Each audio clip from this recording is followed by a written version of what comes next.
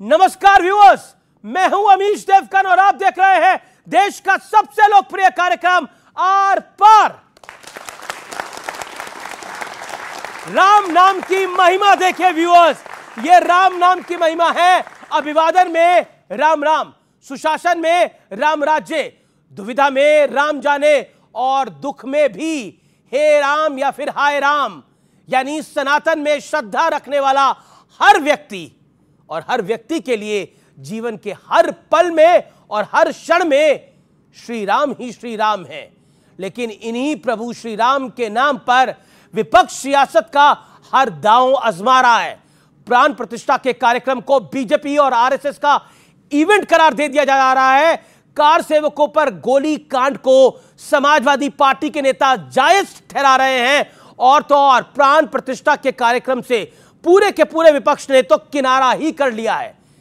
कई विपक्षी नेता तो कह रहे हैं कि राम मंदिर की प्राण प्रतिष्ठा का बॉयकॉट करना चाहिए।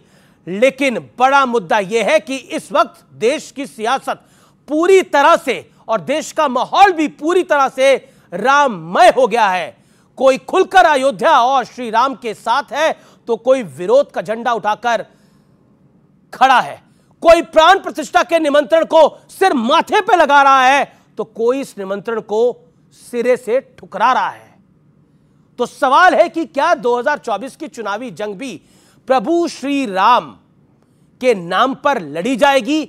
आज इसी मूल सवाल पर जनता जनार्दन के बीच होगी देश की सबसे बड़ी बहस। राम नाम की धुरी सियासत है पूरी। आज की चर्चा में आप सबका अभिनंदन है।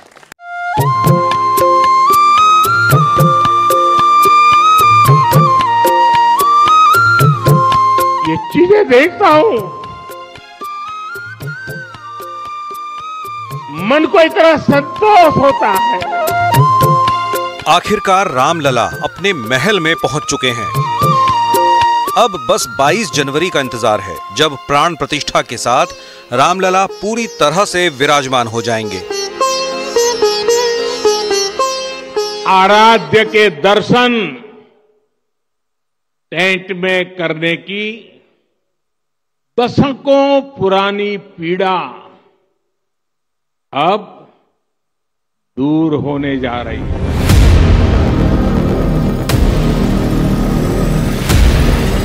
लेकिन अयोध्या और राम मंदिर को जिन लोगों ने हमेशा से विवादों में रखा है, वो आज भी अपने काम में लगे हुए हैं। ताजा विवाद राहुल गांधी के भरोसेमंद दिग्विजय सिंह के एक बयान से खड़ा हो गया है। दिग्विजय सिंह का कहना है कि रामलला की जिस मूर्ति की प्राण प्रतिष्ठा हो रही है वो तो बाल स्वरूप की नजर नहीं आती है। All these silly question, these are all according to me silly question. A new temple and with a lot of thought process. After completing the lot of thought process, new ideas have been decided. Digvijay Singh ji की उनकी तो आदत ही है कुछ ना कुछ बोलने की। उनके बोलने का महत्व खत्म हो गया है। इसलिए आप ऐसे लोगों की बात मत करिए ना जो बेवजह बोलते हो। उनकी बात का जवाब देना भी समय की बर्बादी है, मेरी और आपकी। ये वही दिग्विजय सिंह है जिन्होंने कहा था कि बीजेपी का मकसद सिर्फ मस्जिद तोड़ना था, मंदिर बनाना नहीं। उधर शिवपाल यादव ने कार सेवकों पर गोली चलवाने वाले काले अध्याय का बचाव किया है। देखिए, संविधान की रक्षा की गई थी, कोर्ट के आदेश का पालन हुआ था। जो बाबरी मस्जिद थी तो बताओ उस पर अगर इन लोगों ने तोड़ा था, उनके खिलाफ तो कार्रवाई होना चाहिए। लेकिन इन सारे विवादों से दूर प्रधानमंत्री मोदी इन दिनों पूरी शिद्दत के साथ प्राण प्रतिष्ठा से पहले 11 दिन के कड़े अनुष्ठान का पालन कर रहे हैं। प्रधानमंत्री मोदी इन दिनों जमीन पर एक कंबल पर सो रहे हैं, केवल नारियल पानी पी रहे हैं, गौ पूजा और गाय को खाना खिला रहे हैं, प्रतिदिन अन्नदान और वस्त्र दान कर रहे हैं। इतना ही नहीं, प्रधानमंत्री मोदी लगातार देश के अलग अलग हिस्सों में मंदिरों के दर्शन भी कर रहे हैं। दूसरी ओर विपक्ष रामलला की प्राण प्रतिष्ठा पर चौतरफा फंसा हुआ दिख रहा है, क्योंकि अगर न्योता स्वीकार किया तो उन्हें राम मंदिर में बीजेपी के योगदान को मानना पड़ेगा और स्वीकार करने पर उन पर कई तरह से आरोप लगेंगे, जिसका नुकसान चुनाव में हो सकता है। इसलिए राहुल गांधी 22 जनवरी को गुवाहाटी के शिवधाम जाएंगे। ममता बनर्जी 22 जनवरी को काली घाट में पूजा करेंगी। अखिलेश यादव ने कहा कि वो 22 के बाद अयोध्या जाएंगे।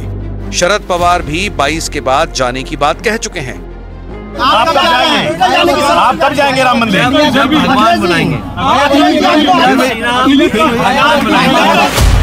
सवाल है कि क्या 24 के चुनाव में राम धुरी बन चुके हैं, और अगर ऐसा है तो रामलला किसका बेड़ा पार लगाने जा रहे हैं?